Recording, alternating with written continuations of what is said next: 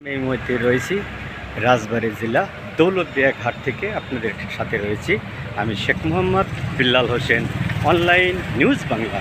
আজহা উপলক্ষে আপনারা দেখছেন যে দুপারে লোকাল বাস দাঁড়িয়ে আছে যাত্রী নেওয়ার উদ্দেশ্যে এবং ঈদুল আজহা উপলক্ষে ঢাকা রাজধানী সহ বিভিন্ন জেলার 21টি জেলার লোক এই রোডে চলাফেরা করে এবং যার কারণে সিরিয়ালে লোকাল পরিবহন বিভিন্ন জেলায় যাবে এখানে দাঁড়িয়ে রয়েছে।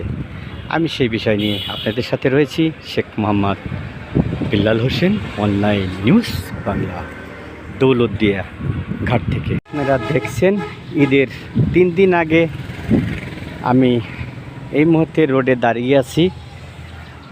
আজ শুক্রবার, এই শুক্রবার 14ই জুন। আপনারা দেখছেন ঈদের ছুটিতে সবাই দেশে আসবে, এই যাত্রী নেওয়ার উদ্দেশ্য পরিবহন সিরিয়ালে দাঁড়িয়ে রয়েছে। আমি ঈদুল আজহা উপলক্ষে রাজবাড়ী জেলা দৌলতদিয়া ঘাটের দুই পারে লোকাল বাস যাত্রীর অপেক্ষায় দাঁড়িয়ে রয়েছে।